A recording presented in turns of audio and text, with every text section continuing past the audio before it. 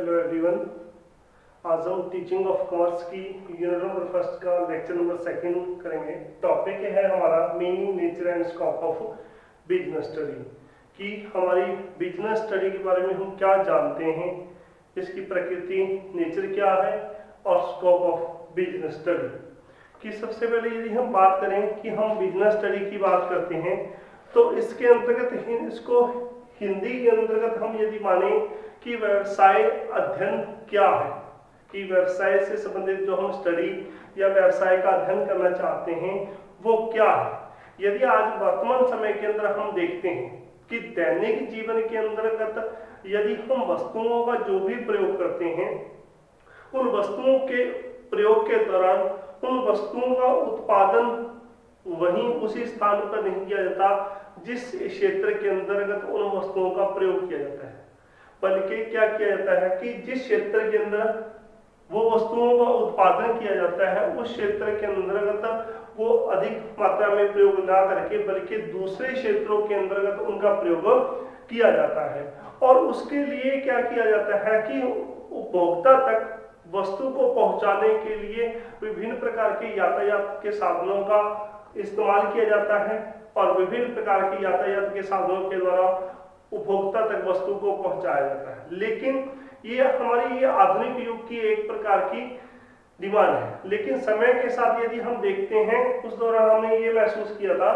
कि जब भी हम ऐसा महसूस करते हैं, क्योंकि प्राचीन समय के अंदर क्या था कि मार्केट के अंदर, बाजार के अंदर जो दुकानदार है वो बेचने के लिए मार्केट के अंदर बैठता और जो उपभोक्ता था वो वस्तु को खरीदने के लिए वहां पर आता। लेकिन आजकल क्या है कि वर्तमान युग के अंतर्गत हमारी जो परिस्थितियां हैं बदल चुकी हैं, प्रक्रिया है वो बदल चुकी है। क्यों? क्योंकि इसके अंदर क्या है कि वस्तु को उपभोक्ता के घर तक पहुंचाने का भी प्रयास किया जाता है।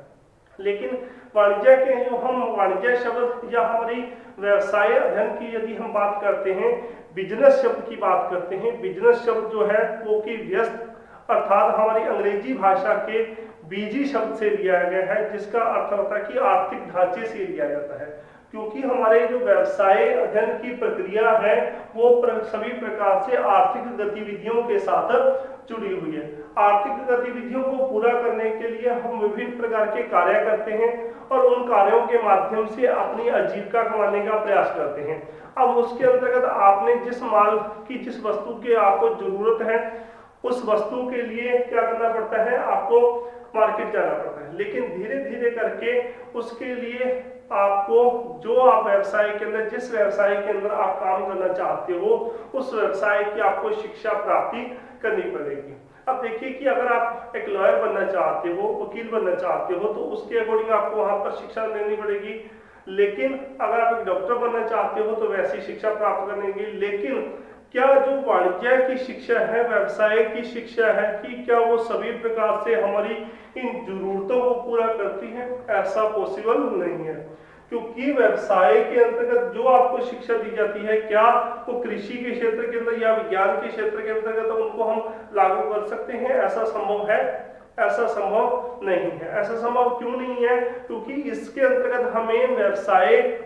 अध्ययन के अंतर्गत वो शिक्षा देने का प्रयास किया जाता है जो कि एक वस्तु के उत्पादन से लेकर वस्तु की बिक्री, वस्तु के आने जाने की प्रकार से एक साधन, उसमें बैंक से संबंधित गतिविधियां, उससे हमारी उसकी एडवर्टाइजमेंट से संबंधित गतिविधियां, उससे संबंधित जो हमारी शिक्षा दी जाती है वो हमारी एक प्रकार की व्यवसाय अध्ययन की शिक्षा कहलाती है। जिस प्रकार से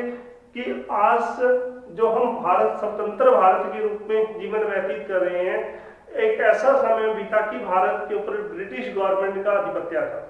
और ब्रिटिश गवर्नमेंट के आधिपत्य के दौरान क्या था कि बिजनेस के दौरान जो ब्रिटिश गवर्नमेंट थी वो क्या करती थी कि भारत के अंदर उन्होंने अपनी फैक्ट्रीज स्थापित की थी और फैक्ट्री के अंदर काम करने वाले जो हमारे कर्मचारी थे उनके, वो अपने इंग्लैंड से लेकर यहाँ भारत के अंदर लेकर आते। एक तो उनको आने जाने का खर्च, सेकेंडली उनको सैलरी अच्छी देना पड़ता था। इसीलिए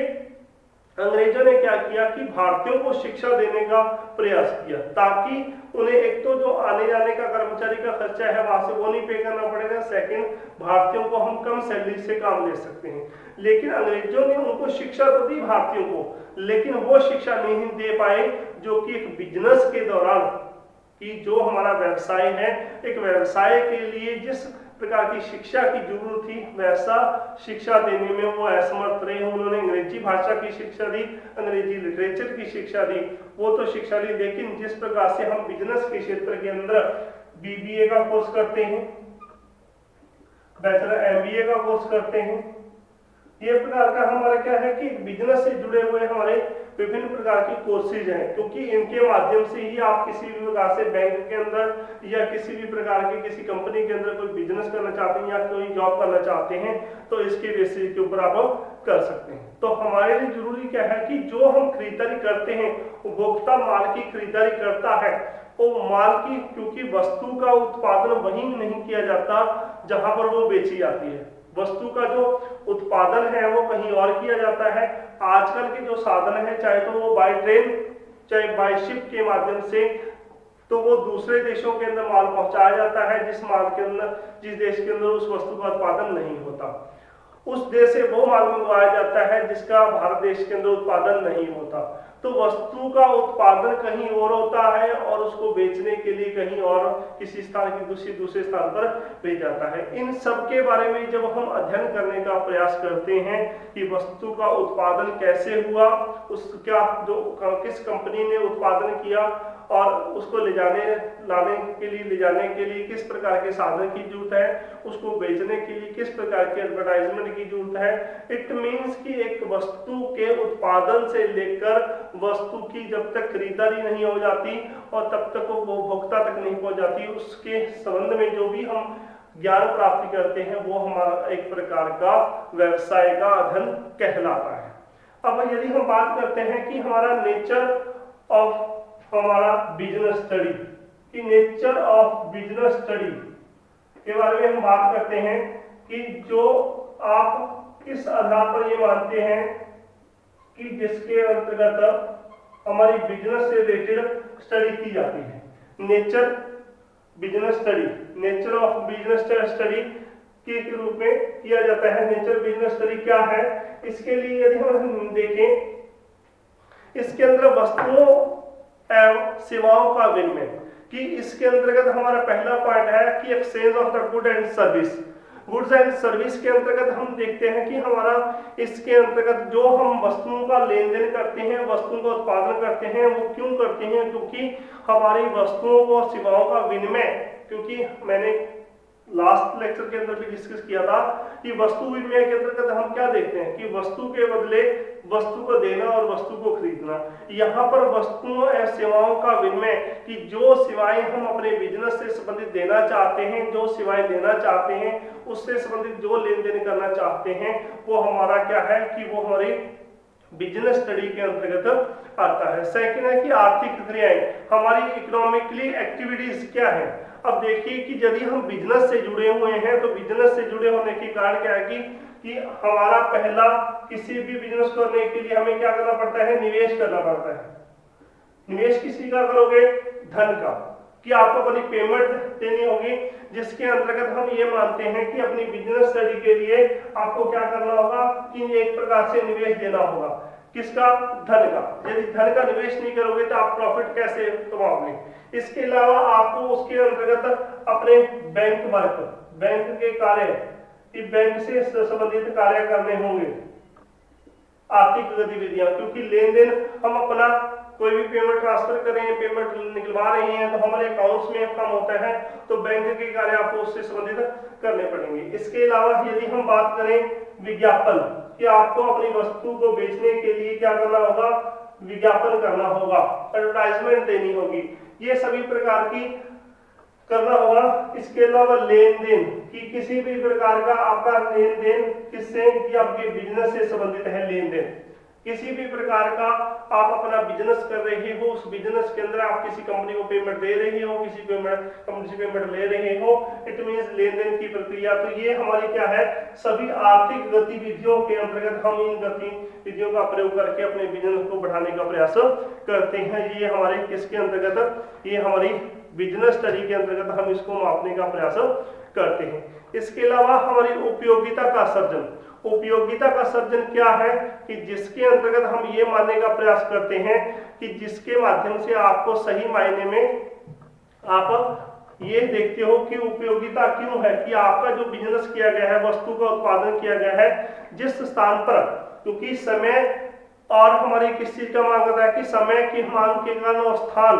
कि आपका जो उत्पादन हुआ है वो समय क्या चल रहा है, सेकेंडरी स्थान, कि दोनों को निर्धारित करके आप किसी भी रूप से क्या करते हो, वस्तु का उत्पादन करते हो। क्योंकि जिस स्थान पर आप अपनी वस्तु का उत्पादन करते हो वहां की जलवायु, वहां का मौसम, वहां की फैसिलिटी आपकी वस्तुओं के उत्पादन के अनुकूल है, वहां पर समय आपके अनुकूल है वस्तु के उत्पादन के कारण। लेकिन वहां से वस्तु का उत्पादन करने के उपरांत उसकी उपयोगिता कहाँ है, वस्तु की उपयोगिता, क्योंकि वस्तु की उपयोगिता, मान लीजिए जिस स्थान पर आप वस्तु का उत्पादन कर रहे हो उस स्थान पर वस्तु की उपयोगिता नहीं है, लेकिन मान लीजिए आप किसी भी प्रकार से स्पोर्ट्स का सामान का उत्पादन करते हैं, स्पोर्ट्स का सामान तैयार करते हैं, जिस एरिया के अंदर स्पोर्ट्स का सामान तैयार किया जा रहा है उस स्थान के अंतर्गत लोग स्पोर्ट्स के अंतर्गत इंटरेस्ट नहीं लेते, तो वहां पर क्या है, आपको फैसिलिटी तो है, आपके रिसोर्सेज वहां पर है, लेकिन वहां पर आपकी वस्तु की डिमांड नहीं है। वस्तु की डिमांड जहां पर होगी तो वहां पर आपकी वस्तु का है जो वो बिक्री आसानी से हो जाएगी और आपको जो मूल्य होगा वो भी आसानी के साथ मिल जाएगा, जिसके आधार पर आप मानते हैं कि हमारी वस्तुओं का उत्पादन सही स्थान पर होना चाहिए। तो इस आधार पर यह माना जाता है कि वस्तु की उपयोगिता की हम बात करते हैं। इसके अलावा यदि हम बात करें कि हमारी कमाई का उद्देश्य, कमाई का उद्देश्य क्या हो सकता है, जिसके अंतर्गत हम देखते हैं कि हमारी कमाई का जो उद्देश्य है वो इस प्रकार है कि हम किस प्रकार से अपने व्यवसाय से लाभ कमाने का प्रयास कर सकते हैं। क्योंकि जब हम किसी भी प्रकार से ये प्रयास करते हैं कि हमारे द्वारा किया गया कार्य जिस उद्देश्य के लिए किया गया था, क्या उसमें हमें कमाई, प्रॉफिट वहां से प्राप्त हो रहा है या नहीं हो रहा। यदि आप प्रॉफिट प्राप्त करने के लिए प्रयास कर रहे हो तो व्यापारी के रूप में आप ये सोचते हो कि मेरे द्वारा जो बिजनेस, मेरे द्वारा जो व्यवसाय किया गया था उसमें मुझे आमदनी, प्रॉफिट हो रहा या नहीं हो रहा, आपका जो उद्देश्य है वो सक्सेस हुआ या नहीं हुआ, इसके अंतर्गत हम इस बात को नोट करने का प्रयास करते हैं। इसके अलावा वितरण की नियमता, वितरण की नियमता क्या है कि हमारी रेगुलेटरी ऑफ द ट्रांजैक्शन की जो हम वितरित करना चाहते हैं वो हमारी रेगुलेटरी उसके अंदर है या नहीं है। क्योंकि आप किसी कंपनी के साथ बिजनेस कर रहे हो और उसको माल प्रोवाइड करने का प्रयास करते हो, जैसे हमारा जो विभिन्न प्रकार का पेट्रोल या डीजल से संबंधित तेल है तो वो वेनेजुएला देश से आता है, तो भारत सरकार वेनेजुएला देश के साथ 2 साल का कॉन्ट्रैक्ट करती थी, तो 2 साल तक उनकी नियमित प्रथा थी, बनी रहती थी। भारत सरकार 2 साल तक उसको कच्चे तेल का पेमेंट पे करती थी और वेनेजुएला देश 2 साल तक उसको नियमित रूप से वहां से तेल सप्लाई देने के लिए हकदार था। लेकिन समय के साथ यदि हम भारत सरकार 2 साल से अब ये डिमांड करे कि उसकी वो रेगुलेटरी बनी रहे, ये पॉसिबल नहीं है, क्योंकि हमारा जो कॉन्ट्रैक्ट है वो 2 साल तक है, तो वो कंपनी के साथ हम 2 साल तक लेकिन चाइना ने उसको पेमेंट का कुछ एडवांस दिया और जो उनका कॉन्ट्रैक्ट था वो ज़्यादा काफ़ी लंबे समय तक किया गया, काफ़ी सालों के लिए किया गया, तो वो अब वेनेजुएला देश है वो तेल का जो बिजनेस है वो चीन देश के साथ करता है। तो इसलिए समय के साथ हमारी रेगुलेटरी बनी रही तभी जाकर हम प्रॉफिट कमा सकते हैं, और किसी भी कंपनी का